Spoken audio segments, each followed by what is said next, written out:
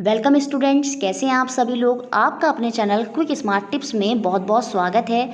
जैसा कि हम तैयारी कर रहे हैं सीटेट की और मैं आपको अपर प्राइमरी में साइंस की तैयारी करा रही हूं और ये हमारी पेडागोजी की सीरीज़ चल रही है और आज हम सीरीज़ 4 में टॉपिक पढ़ेंगे टीचिंग मेथड, शिक्षण की विधियाँ जो हमारी साइंस में यूज़ होती हैं। और सीटेट में एक क्वेश्चन यहाँ से बनता ही बनता है, एक से ज़्यादा क्वेश्चन भी बन जाते हैं टीचिंग मेथड से। तो ये वीडियो आपकी 2 पार्ट में आएगी। कुछ टीचिंग मेथड हम आज की वीडियो में देखेंगे और कुछ जो शिक्षण की विधियां हैं, टीचिंग मेथड हैं, वो हम नेक्स्ट वीडियो में देखेंगे। दोनों ही वीडियो को आप ज़रूर देखिए क्योंकि यहाँ से सीटेट में पेडागोजी से क्वेश्चन बनना ही बनना है। तो आइए शुरू करते हैं आज की क्लास। देखिए, सबसे पहले हम समझेंगे टीचिंग मेथड क्या होता है, शिक्षण विधि क्या होती है। देखिए, क्लास में स्टूडेंट है और टीचर है और उन दोनों के बीच में हमेशा एक अंतक्रिया होती रहती है, इंटरेक्शन होता रहता है और दोनों का ही अपना अपना गोल होता है, लक्ष्य होता है।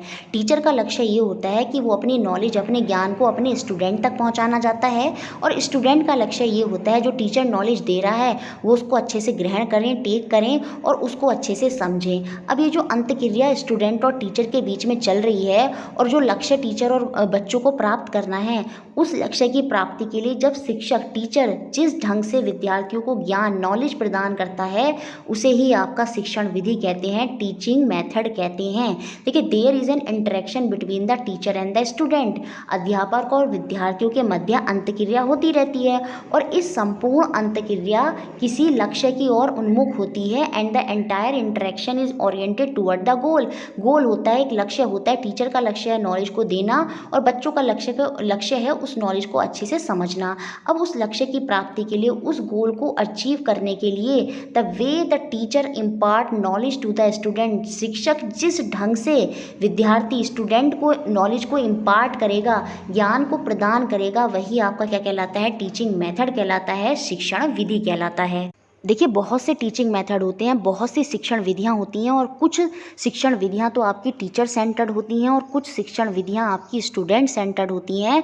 इसलिए इनको 2 भागों में बांटा जाता है क्योंकि कुछ शिक्षण विधियां आपकी शिक्षक केंद्रित होंगी और कुछ शिक्षण विधियां जो होंगी वो आपकी छात्र केंद्रित होंगी। अगर मैं शिक्षण केंद्रित विधि, टीचर सेंटर्ड मेथड की बात करूँ तो यहाँ पर जो टीचर होता है उसका स्थान मुख्य होता है और जो स्टूडेंट है उसका स्थान गौड़ होता है, सेकेंडरी होता है। जैसे जो व्याख्यान विधि होती है, लेक्चर मेथड होता है, वहाँ पर टीचर क्या करता है, बोलता रहता है, वही जो है मेन फोकस में होता है। बच्चे सिर्फ क्या करते हैं, निष्क्रिय श्रोता, पैसिव लिसनर की तरह टीचर को सुनते रहते हैं, वहाँ पर उनका कोई खास रोल नहीं होता, इसलिए वो सेकेंडरी होते हैं, वो गौड़ होते हैं, वो केवल प्रश्न करते हैं या प्रश्नों के उत्तर देते हैं। इस विधि में व्याख्यान, जो लेक्चर होता है, पुनरावृत्ति व रटने, इन पर अधिक बल दिया जाता है। जैसे टीचर पहले बोलेगा, बच्चे बाद में उसको रिपीट करेंगे, उसकी पुनरावृत्ति करेंगे, यहाँ पर रटने, इन जैसी प्रवृत्तियों पर विशेष बल दिया जाता है। इसलिए टीचर सेंटर्ड मेथड को ज़्यादा अच्छा नहीं समझा जाता, लेकिन अगर टीचर को कोई डेमो करके दिखाना है साइंस में तब ये विधि अच्छी है, तब ये मेथड जो इसके अंदर होंगे वो अच्छे होंगे। लेकिन बेसिक रूप में जो साइंस में अच्छा माना जाता है, जो विधियां उसके अंदर आती हैं वो होती हैं आपकी स्टूडेंट सेंटर, जहाँ पर छात्र क्या होगा, स्टूडेंट क्या होगा, केंद्र में होगा। क्यों? क्योंकि यहाँ पर क्या होता है, वो निष्क्रिय श्रोता नहीं होता, पैसिव लिसनर नहीं होता, यहाँ पर वो एक्टिव होता है, एक्टिवली हर चीज़ में खुद से पार्टिसिपेट करेगा। और जो टीचर होता है वो छात्रों की आवश्यकता, रुचि व क्षमताओं को ध्यान में रखता है, जो उनकी नीड है, उनका इंटरेस्ट है और उनकी एबिलिटी है, उन सब की टेक केयर करेगा। कौन? टीचर। किस में? छात्र केंद्रित विधि में, स्टूडेंट सेंटर में। वहाँ बच्चों के इंटरेस्ट के अकॉर्डिंग ही टीचर पढ़ाता है और जो स्टूडेंट होता है वो सक्रिय रूप से भाग लेते हैं। द स्टूडेंट पार्टिसिपेट एक्टिवली, जिससे क्या होता है, उनके कौशल और सामर्थ्य का विकास होता है। Developing their skill and abilities, अगर बच्चों के कौशल और सामर्थ्य का, बच्चों को खुद से करके, लर्निंग बाय डूइंग, जहाँ पर बच्चे खुद से करके सीखेंगे, खोजी बनेंगे, वो सब तभी होगा जब शिक्षण कैसा होगा, शिक्षण विधियां कैसी होंगी, छात्र केंद्रित होंगी, स्टूडेंट सेंटर्ड होंगी, क्योंकि तभी उनके तीनों पक्षों का, कॉग्निटिव, इमोशनल और आपका जो साइकोमोटर होता है, क्रियात्मक विकास होता है, वो हो पाएगा। देखिए, अब हम देखेंगे कि साइंस में किस तरह की विधियों, जो मेथड होते हैं, उनका प्रयोग किया जाता है। देखिए, जब साइंस का शिक्षण होता है, विज्ञान की टीचिंग होती है, तो डिफरेंट टाइप ऑफ विधियां, जो मेथड होते हैं, उनका प्रयोग होता है और इनमें से कुछ मेन हैं, प्रमुख हैं आपके व्याख्यान विधि, जिसे हम लेक्चर मेथड बोलते हैं। यहाँ पर टीचर बोलता रहता है और बच्चे सिर्फ उनको सुनते हैं, वो वहाँ पर एक्टिव रूप से पार्टिसिपेट नहीं करते, वो पैसिव लिसनर होते हैं, निष्क्रिय श्रोता होते हैं। दूसरी होती है आपकी निरीक्षण अवलोकन विधि, यहाँ पर बच्चे ऑब्जर्वेशन करते हैं, गाइडेंस सर्वेलेंस करते हैं, इंस्पेक्शन करते हैं। जो टीचर समझा रहा है या जो चीज़ वो देख रहे हैं उसको वो ऑब्जर्व करेंगे, उसका अवलोकन करेंगे और उसके बेसिस पर बच्चे रिपोर्ट तैयार करते हैं। फिर होती है आपकी परियोजना विधि, प्रोजेक्ट मेथड। यहाँ पर टीचर बच्चों को बहुत सारे प्रोजेक्ट देता है, प्रोजेक्टों में बच्चों को बांट देता है और बच्चे उन प्रोजेक्ट पर कार्य करते हैं। फिर होती है आपकी लेबोरेटरी मेथड, जिसे हम कहते हैं प्रयोगशाला विधि। यहाँ पर क्या होता है, बच्चों को प्रयोग करके दिखाए जाते हैं लेबोरेटरी में। टीचर क्या करेगा, उनको समझाएगा, फिर बच्चे क्या करते हैं, उनका प्रयोग करते हैं लैब में, जैसे आप केमिस्ट्री की लैब में करते थे, फिजिक्स की लैब में करते थे। उसके बाद आती है आपकी खोज विधि, जिसे हम सर्च मेथड कहते हैं। यहाँ पर लर्निंग बाय डूइंग, खुद से करने पर ज़्यादा बल दिया जाता है। फिर आती है आपकी समस्या समाधान विधि, प्रॉब्लम सॉल्विंग मेथड। जो बच्चों की समस्याएं आती हैं उनको सुलझाने के लिए टीचर जो उनकी हेल्प करता है वही आपकी होती है प्रॉब्लम सॉल्विंग मेथड, समस्या समाधान विधि। तो आइए कि करके इनको पढ़ते हैं। देखिए, सबसे पहले हम समझेंगे लेक्चर मेथड क्या होता है, व्याख्यान विधि क्या होती है। लेक्चर का मतलब होता है presenting any matter to the student in the form of speech. जब हम किसी प्रकरण को, मैटर को भाषण के रूप में प्रस्तुत करते हैं बच्चों के सामने टीचर, तो वही आपका लेक्चर मेथड होता है, व्याख्यान विधि होती है। और ये हमारा बहुत ही प्राचीन विधि है, एशियंट मेथड है। इसमें क्या होता है, टीचर केवल बोलता है, स्पीक करता है और छात्र जो होते हैं निष्क्रिय श्रोता, पैसिव लिसनर के रूप में चुपचाप उस भाषण को सुनते हैं। तो क्वेश्चन बन सकता है, व्याख्यान विधि में बच्चे कैसे होते हैं, बच्चे पैसिव लिसनर होते हैं। बच्चे क्या करते हैं, निष्क्रिय श्रोता हैं, वो केवल क्या कर रहे हैं, स्पीच को सुन रहे हैं। वो सक्रिय रूप से उसमें भागीदारी नहीं लेते, वे सक्रिय रूप से उसमें भाग नहीं लेते। डू नॉट पार्टिसिपेट एक्टिवली, ये आप याद रखेंगे लेक्चर मेथड में। मेन फोकस पर टीचर है और सेकेंडरी लेवल पर कौन है, बच्चा है, वो गौड़ है, वो निष्क्रिय श्रोता है, पैसिव लिसनर है, जो चुपचाप स्पीच को सुन रहा है। यही कारण होता है प्राइमरी लेवल पर इसका प्रयोग नहीं किया जाता, क्योंकि इस मेथड से बच्चों के मस्तिष्क के विकास, कॉग्निटिव डेवलपमेंट नहीं होता। उनके अंदर जो सृजनात्मकता होती है, क्रिएटिव स्किल होती है, वो डेवलप नहीं हो पाती।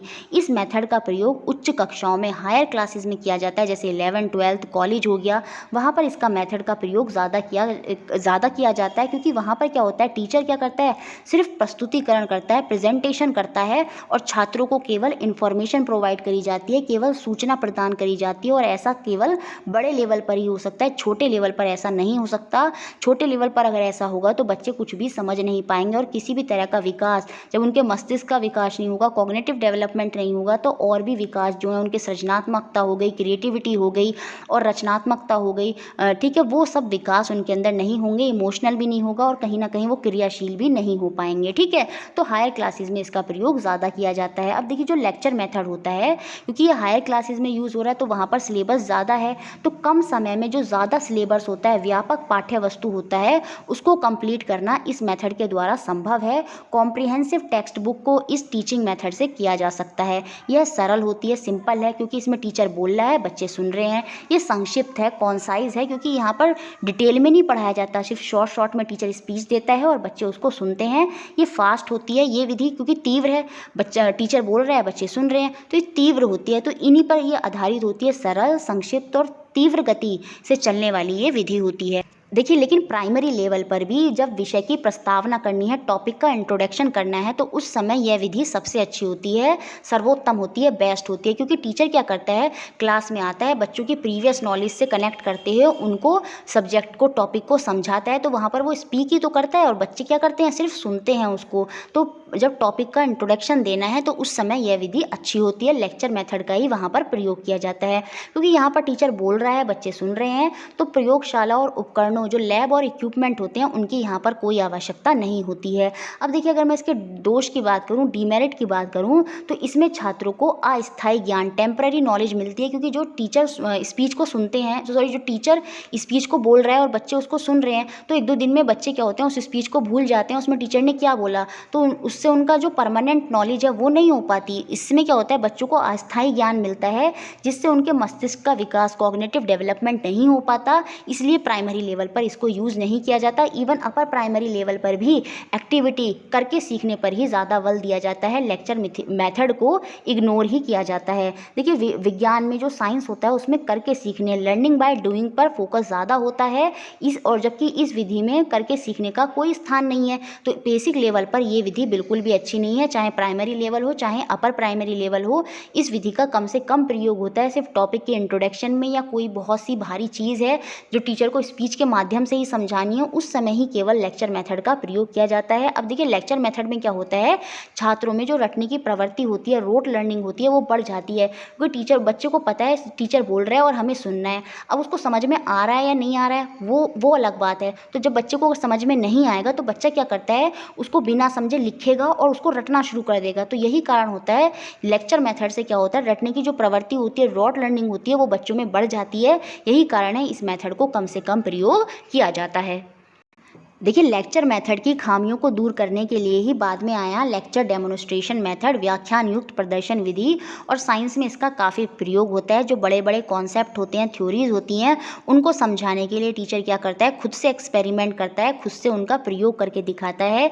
जैसे अगर टीचर को इलेक्ट्रिसिटी, विद्युत टॉपिक पढ़ाना है तो टीचर क्या करेगा, विषय वस्तु जो सब्जेक्ट का मैटर है वो तो पढ़ाएगा ही, लेकिन साथ में जो उसके तथ्य और नियम हैं उनको समझाने के लिए क्या करेगा, प्रयोग करेगा, एक्सपेरिमेंट के माध्यम से उनको बताएगा, सर्किट बनाकर दिखाएगा। और देखिए यहाँ पर टीचर खुद से एक्सपेरिमेंट कर रहा है क्योंकि यहाँ पर ये एक्सपेरिमेंट बच्चे नहीं कर सकते, बच्चों के लिए खतरनाक है। तो यहाँ पर लेक्चर डेमोन्स्ट्रेशन मेथड जो है वो यूज़फुल है। तो इसलिए साइंस में इसका काफ़ी प्रयोग होता है। जब टीचर को बड़े बड़े कॉन्सेप्ट समझाने होते हैं तो वो पढ़ाने के साथ साथ बच्चों को क्या करता है, एक्सपेरिमेंट, प्रयोग के माध्यम से उनको बताता है। इलेक्ट्रिसिटी अगर उसको बतानी है तो बताएगा किस तरह से सर्किट बनता है, तार लेके। अब यहाँ पर क्या होगा, बच्चों को भी पार्टिसिपेट करने का मौका मिलता है, वो टीचर की हेल्प करते हैं उसमें। टीचर उनसे बोलेगा आप ये चीज़ ला कर दीजिए, ये चीज़ ला कर दीजिए। एक्सपेरिमेंट तो टीचर ही कर रहा है लेकिन बच्चे भी वहाँ पर टीचर का उस कार्य करने में मदद करते हैं। देखिए इन दिस मेथड जो टीचर होगा, सब्जेक्ट मैटर है, विषय वस्तु है, उसको पढ़ाने के साथ साथ जो उसके तथ्य और नियम हैं, साइंटिफिक फैक्ट और रूल्स हैं, उनको प्रयोग एक्सपेरिमेंट के द्वारा छात्रों को समझाता है। अब क्या होगा, छात्र जो है वो आपका निष्क्रिय श्रोता, पैसिव लिसनर की तरह रहेगा ही नहीं, बल्कि क्या करेगा, प्रयोग जो एक्सपेरिमेंट है उसमें शिक्षक को सक्रिय योगदान देते हैं, एक्टिव कंट्रीब्यूशन देते हैं टीचर को। जब टीचर उस एक्सपेरिमेंट को समझा रहा होता है, कैसे उसको ऑब्जर्व करके उसमें भी कुछ नई राय देकर टीचर को कि सर ये ऐसे कैसे होगा, ऐसे कैसे होगा। लेकिन जो प्रदर्शन कर रहा है, जो आपका प्रयोग कर रहा है, वो टीचर ही कर रहा है, लेकिन बच्चे भी उसमें कहीं ना कहीं थोड़ा योगदान दे रहे हैं और इसी वजह से बच्चे अब पैसिव लिसनर नहीं रहेंगे। देखिए इससे क्या होगा, छात्रों में प्रत्यक्ष, स्पष्ट और स्थायी ज्ञान की प्राप्ति होती है, डायरेक्ट, क्लियर और परमानेंट ज्ञान। जब वो टीचर को ऑब्जर्व करते हैं, टीचर को एक्सपेरिमेंट करते हुए देखते हैं और लाइव देखते हैं उन चीज़ों को, तो उनको वो अच्छे से समझ में आती हैं और कहीं ना कहीं वो उनके दिमाग में परमानेंट सेट हो जाती हैं। और जो उनका तर्क चिंतन है, लॉजिक थिंकिंग है, उन जैसी मानसिक शक्तियों का भी डेवलपमेंट होता है। क्योंकि जब बच्चे टीचर को एक्सपेरिमेंट करते हुए देखते हैं तो घर जाकर वो उनका खुद से प्रयास करते हैं, जिससे उनके जो तर्क और चिंतन है, उन जैसे मानसिक शक्तियों का भी विकास होता है, डेवलपमेंट होता है। जैसे अगर एसिड बेस सॉल्ट है, उसको समझाने के लिए जब टीचर ने खुद से एक्सपेरिमेंट करा तो घर जाकर बच्चे क्या करते हैं, उसी एक्सपेरिमेंट को दोहराते हैं। उससे क्या होगा, उनका लॉजिक और थिंकिंग का कहीं ना कहीं विकास होता है। अब देखिए जो टीचर का पूर्व निर्धारित उद्देश्य था उसकी पूर्ति बड़ी आसानी से होती है, क्योंकि उसने एक्सपेरिमेंट से समझाया। जो उसका प्री डिटरमाइंड ऑब्जेक्टिव था, जब उसने एक्सपेरिमेंट से समझाया तो वो आसानी से उसने उसको प्राप्त किया, क्योंकि बच्चों ने उसको समझ लिया। इससे क्या होगा, उसका एफर्ट, जो उसका श्रम है वो कम लगेगा, क्योंकि बच्चों ने उसको जल्दी समझा और कहीं ना कहीं श्रम की भी बचत होगी। धन की बचत इसलिए होती है क्योंकि यहाँ पर टीचर ही खाली एक्सपेरिमेंट को कर रहा है, तो जो मटेरियल उसमें यूज़ होंगे तो टीचर तो उसको सही तरीके से यूज़ करेगा। और जब बच्चे उनका यूज़ नहीं कर रहे तो कहीं ना कहीं क्या होगा, बच्चे उन चीज़ों का वेस्ट नहीं करेंगे, तो कहीं ना कहीं धन की भी बचत होगी। अब इस मेथड का दोष क्या है, इसकी डीमेरिट क्या है? इस विधि का प्रयोग केवल शिक्षक करता है, टीचर करता है, जिससे क्या होता है, छात्रों को स्वयं करने का अवसर नहीं मिलता। No opportunity to experiment of their own. यहाँ पर टीचर ही एक्सपेरिमेंट कर रहा है, बच्चा तो खाली ऑब्जर्व कर रहा है, देख रहा है या थोड़ी बहुत हेल्प करा रहा है। मेन कार्य तो टीचर ही कर रहा है, जिससे क्या होता है, खुद से स्वयं करने के अवसर बच्चों को नहीं मिल पाते। और जो प्रयोग से संबंधित कौशल होते हैं, स्किल होते हैं, उनका एक्सपेरिमेंट जो स्किल है वो उनकी डेवलपमेंट नहीं हो पाती। बच्चों को सही से पता नहीं चल पाता कि उपकरणों का जो वहाँ पर इंस्ट्रूमेंट है, मटेरियल है, उनका कैसे प्रयोग करना है, उनको बच्चा ज़्यादा अच्छे से समझ नहीं पाता, क्योंकि टीचर ही यहाँ पर एक्सपेरिमेंट कर रहा है। देखिए अधिक छात्र, जो ज़्यादा स्टूडेंट होते हैं, जब एक कक्षा में होने के कारण सभी छात्र अच्छी तरह से प्रयोग को समझ नहीं पाते। अब देखिए टीचर एक है, वो एक्सपेरिमेंट करके दिखा रहा है और बच्चे इतने सारे हैं, तो क्या होता है उसमें, क्या होता है बच्चे बोलते ज़्यादा हैं और टीचर वहाँ पर सही से एक्सपेरिमेंट को समझा ही नहीं पाता। तो ये भी प्रॉब्लम इसमें रहती है। इससे यह पता नहीं चल पाता कि किस छात्र ने प्रयोग में रुचि ली या किसने नहीं, किसने उसको अच्छे से समझा, किसने नहीं समझा, टीचर को ये अच्छे से नहीं पता चल पाता। देखिए इस विधि में छात्र सिर्फ प्रयोग का निरीक्षण करते हैं, student just observe experiment. Teacher तो एक्सपेरिमेंट कर रहा है लेकिन बच्चे क्या कर रहे हैं, सिर्फ उस एक्सपेरिमेंट को ऑब्जर्व कर रहे हैं। और इससे क्या होता है, बच्चों का जो क्रिएटिव स्किल है, रचनात्मक कौशल है, वो कहीं ना कहीं विकसित नहीं हो पाता। देखिए जो संपूर्ण पाठ्यक्रम है, फुल सिलेबस को हम इस मेथड के द्वारा नहीं करवा सकते, क्योंकि इससे क्या होगा, अगर हमने फुल सिलेबस को इससे करा दिया तो बच्चों का जो रचनात्मक कौशल मुख्य है, करके सीखने का, लर्निंग बाय डूइंग वाला जो कौशल है, जो साइंस में प्रमुख है, मेजर है, वो डेवलप नहीं हो पाएगा। तो ये कुछ बड़े बड़े तथ्यों और फैक्ट को समझाने के लिए इस मेथड का प्रयोग किया जाता है।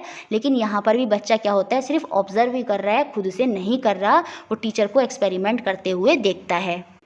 देखिए नेक्स्ट मेथड होता है आपका ऑब्जर्वेशन इंस्पेक्शन मेथड, अवलोकन या निरीक्षण विधि। देखिए जब टीचर ने एक बार डेमो करके दिखा दिया, उसके बाद टीचर कहता है अब आप खुद से डेमो करिए और खुद से ऑब्जर्व करिए, मैं सिर्फ आपको देखूंगा। तो वही होता है आपका अवलोकन विधि या निरीक्षण विधि, जिसे हम इंग्लिश में बोलेंगे ऑब्जर्वेशन मेथड। देखिए टीचर की देख रेख में बच्चों द्वारा किया जाने वाला कार्य ही आपका ऑब्जर्वेशन मेथड होता है। देखिए जैसे केमिस्ट्री में होता था, टीचर क्या करते थे, केमिकल रिएक्शन करके एक बार दिखा देते थे ट्यूब में, उसके बाद सभी बच्चे क्या करते थे, ट्यूब में खुद से एक्सपेरिमेंट करते थे। उससे क्या होता है, उनको ये तो पता होता है कि टीचर अभी हमारे सामने है, अगर हमसे कोई गलती होगी तो हम दोबारा से टीचर से पूछ लेंगे। तो वहाँ पर बच्चे खुलकर उस चीज़ का प्रयास करते हैं, उसको डीपली एनालाइज करते हैं, समझते हैं, क्योंकि उन्होंने एक बार उसको देख लिया है और अब वो टीचर की प्रेजेंस में उस कार्य को कर रहे हैं, उसका अच्छे से निरीक्षण कर रहे हैं। इससे क्या होता है, बच्चों का जो ज्ञान अर्जन की क्षमता होती है वो बहुत ही अच्छी हो पाती है, क्योंकि वो टीचर की देख रेख में एक्सपेरिमेंट को करते हैं, उसका डिटेल में उसका निरीक्षण करते हैं, उसका ऑब्जर्वेशन करते हैं। यह बच्चों में ज्ञान अर्जन का सबसे सरल और प्रभावी साधन है, the easiest and the most effective means of learning. क्यों? क्योंकि टीचर ने एक्सपेरिमेंट करके तो समझा दिया, अब बच्चे खुद से कर रहे हैं और टीचर को पता है कि मैंने समझा दिया, तो ये सरल है, ये आसान है, बच्चों को भी पता है क्या करना है और टीचर भी उनको अच्छे से देख रहा है, तो बच्चे उसको बहुत ही अच्छे से कर पाते हैं। ज्ञान अर्जन करने का बच्चे, क्योंकि उस चीज़ को आप खुद से कर रहे हैं, डिटेल में उसको ऑब्जर्व कर रहे हैं, तो ये ज्ञान अर्जन करने का सबसे अच्छा तरीका होता है। देखिए अवलोकन विधि के अंतर्गत बच्चे स्वयं क्रियाशील होते हैं, सेल्फ एक्टिव होकर टीचर की देखरेख में वस्तु तथा तथ्यों का बड़ी ही सूक्ष्मता से अवलोकन करते हैं। केमिस्ट्री में हम जैसे करते थे, लैब में बहुत से एक्सपेरिमेंट क्या होता था, टीचर एक बार बता देते थे, उसके बाद टीचर सिर्फ देखते रहते थे और बच्चे वहाँ पर खुद से उनकी डिटेल स्टडी करते थे, उनको समझते थे, जो फैक्ट और नियम होते थे उनको बड़े ही सूक्ष्मता से, बारीकी से, क्लोजली उन चीज़ों को ऑब्जर्व करते थे। देखिए ये जो विधि होती है वो क्रियाशीलता, तार्किक चिंतन, उपयोगिता, आत्म अनुभवता, व्यक्तिगत कार्य के सिद्धांत पर आधारित है। क्यों? क्योंकि यहाँ पर बच्चा खुद से ऑब्जर्व करने की उसकी एबिलिटी बढ़ रही है, वो लॉजिकल चिंतन कर रहा है, तार्किक चिंतन कर रहा है, उपयोगिता, बच्चा चीज़ों को खुद से उपयोग करके देख रहा है, सेल्फ एक्सपीरियंस हो रहा है, उसका आत्म अनुभवता हो रही है और वो पर्सनल वर्क कर रहा है, खुद से कार्य करता है। तो यही कारण है, ये जो अवलोकन विधि होती है इन सभी सिद्धांत पर, प्रिंसिपल पर आधारित होती है। लॉजिकल थिंकिंग, यूटिलिटी, उपयोगिता, आत्म अनुभवता, सेल्फ एक्सपीरियंस हो रहा है बच्चों को और बच्चे खुद से पर्सनल कार्य कर रहे हैं और उनकी जो ऑब्जर्व करने की एबिलिटी है, क्रियाशीलता है, वो भी यहाँ पर बढ़ती है। तो ये जो निरीक्षण विधि है, ऑब्जर्वेशन मेथड है, वो इन्हीं सब सिद्धांतों पर आधारित होता है। देखिए पूर्ण निगरानी में सुपरविजन में बच्चा अपना कार्य अच्छे से कर पाते हैं और अनुशासन भी बना रहता है और जो टीचर है वो कमज़ोर और आलसी छात्रों पर ज़्यादा ध्यान दे पाते हैं। अब देखिए वहाँ पर डेमोन्स्ट्रेशन मेथड में तो टीचर को पता ही नहीं चल पा रहा था किसने देखा नहीं देखा, लेकिन यहाँ पर जब बच्चे खुद से कर रहे हैं और खुद से उस चीज़ को ऑब्जर्व कर रहे हैं और उनको पता है टीचर यहाँ पर खड़ा है, तो क्या होता है, एक तो वो अच्छे से उसको करते हैं क्योंकि उनको कोई डर नहीं होता कि अगर कोई गलती भी होगी तो हम टीचर से बता देंगे।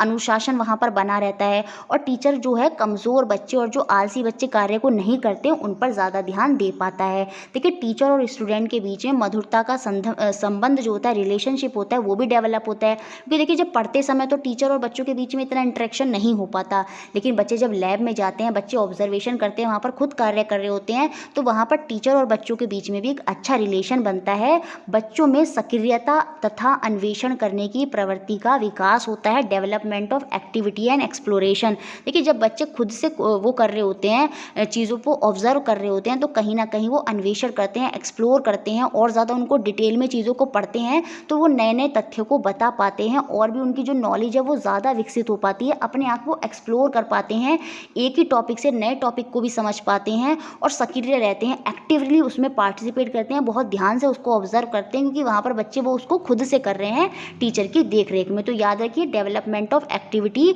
और एक्सप्लोरेशन यहाँ पर होता है। अब देखिए इस मेथड का दोष क्या है, इसकी भी सीमाएं हैं। देखिए ये जो मेथड है ये तभी सफल है जब छात्रों की संख्या कम होती है, लिमिटेड स्टूडेंट होते हैं, कि जब टीचर तो एक दो ही हैं, बच्चे हैं बहुत सारे, और जब वो खुद से एक्सपेरिमेंट कर रहे हैं टीचर की देख रेख में, तो टीचर वहाँ पर सब बच्चों को नहीं देख पाएगा।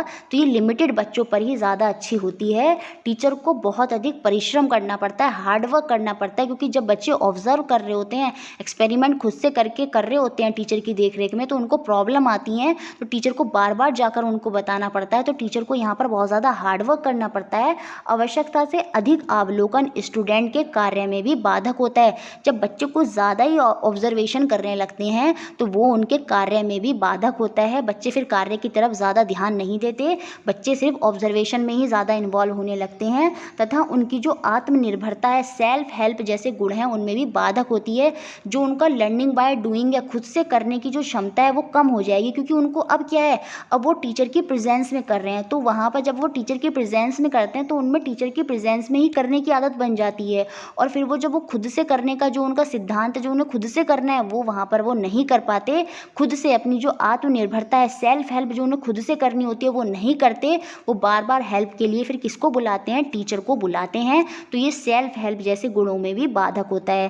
देखिए यह विधि सभी योग्यताओं वाले बच्चों के लिए समान रूप से उपयोगी नहीं है। हर तरह की क्वालिफिकेशन वाले बच्चे के लिए ये हेल्पफुल नहीं है। कुछ बच्चे, जैसे आपने देखा होगा, आप क्लास में रहे होंगे, चाहे आप इंटेलिजेंट हों या कैसी भी तरह के बच्चे रहे हों, जो इंटेलिजेंट बच्चे होते थे तो वो तो बड़े अच्छे से ऑब्जर्वेशन कर लेते थे और सब कुछ कर लेते थे, लेकिन जो थोड़ा वीक बच्चे होते हैं वो टीचर की देख रेख में भी उसको अच्छे से नहीं कर पाते, समझ नहीं पाते। तो ये हर तरह के क्वालिफिकेशन वाले बच्चों के लिए ये मेथड समान रूप से कार्य नहीं करता।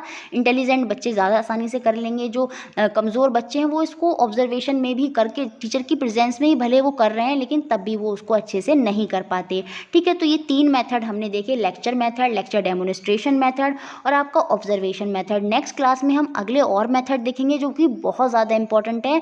ज़्यादातर क्वेश्चन जो अगली वीडियो में जो मेथड हम देखेंगे वहाँ से पूछे गए हैं, क्वेश्चन यहाँ से भी पूछे गए हैं, तो आपको ये सब ध्यान रखना है। वीडियो अच्छी लगी हो तो प्लीज़ लाइक ज़रूर करना है, शेयर करना है, और अभी तक अगर सब्सक्राइब नहीं किया है तो सब्सक्राइब भी ज़रूर कर दें। Thank you for watching.